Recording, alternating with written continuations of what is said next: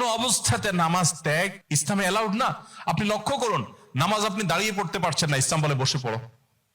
বসে পড়তে পারছেন না, আল্লাহ বলেন শুয়ে পড়ো। শুয়ে শুয়ে আপনি হাত পা নাড়াতে পারছেন না, ইসলাম আপনাকে নির্দেশ করছে মনে মনে তুমি নামাজ আদায় করো। আপনাকে ওযু করে নামাজ পড়তে হবে, ওযু করতে পারছেন না, ইসলাম বলে তুমি তায়াম্মুম করো।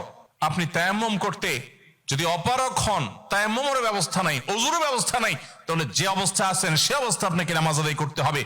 নামাজের জন্য সতর ঢাকা ফরজ, কিন্তু এমন কোন পরিস্থিতি আছেন, আল্লাহ মাফ করুক, আপনার সতর ঢাকার ব্যবস্থা নেই, তাহলে ওই অবস্থায় আপনাকে নামাজ আদায় করতে হবে।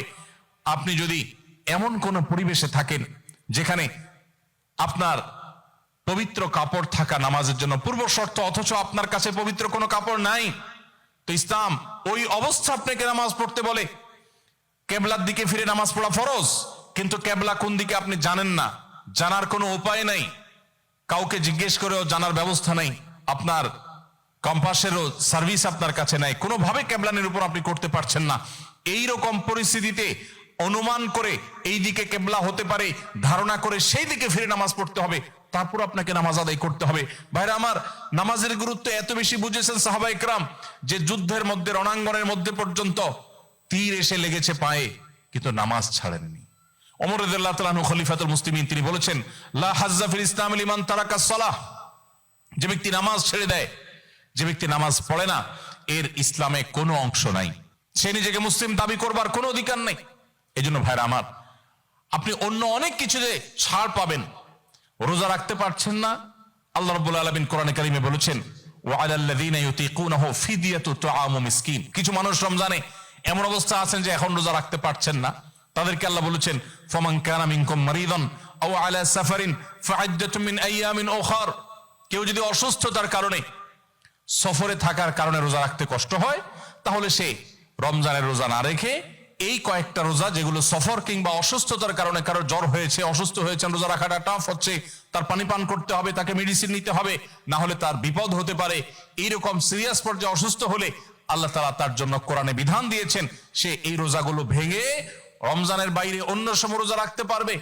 আর যদি কারো রোজা রাখার ক্ষমতা একেবারে শেষ হয়ে যায়, ওয়ালাল্লাযীনা ইউতীকুনাহু ফিদিয়াতু তুআমু মিসকিন, কারো রোজা রাখার একেবারে ক্ষমতা নেই, তিনি অসুস্থ হয়ে পড়েছেন, বার্ধক্যজনিত কষ্টে তিনি বয়সের শেষ প্রান্তে এসেছেন, রোজা রাখতে পারেন না, আর এই ব্যক্তির জন্য রোজার বিকল্প হিসাবে খাদ্য বিতরণ করতে বলা হয়েছে। মিসকিনকে, একজন মিসকিনকে একদিনের খাবার দিয়ে দিলে একটা রোজার বিকল্প হয়ে যায়।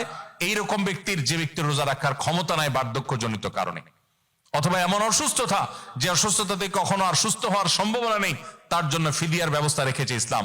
কিন্তু নামাজের ব্যাপারে ইসলাম কোনো বিকল্প দেয় নাই। ভাইরা আমার, নামাজ এমন একটা ইবাদত যে এটার কোনো বিকল্প না, যে ঠিক আছে নামাজ পড়তে পারো না, তুমি সাদকা দিয়ে দাও, এটা হয়ে যাবে, এরকম কোনো বিধান কোরআন হাদিসে নাই।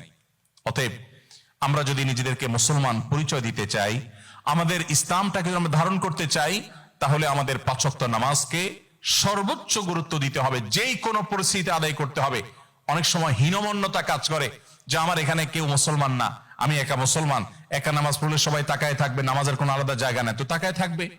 তাতে আমার যদি একটু হেজিটেশন হয়, আমি যদি একটু অস্বস্তিতে পড়ি, আমি যদি একটু লজ্জাস্কর পরিস্থিতিতে পড়ি, তারপরেও সেটাকে আমার মেনে নেওয়াটা আমার ইমানের দাবি। আমি জান্নাতটা আল্লাহর কাছে কোন মুখে চাইবো?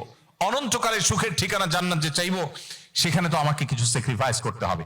এই স্যাক্রিফাইসের বিনিময় আল্লাহর কাছে আমি জান্নাত চাইতে পারি।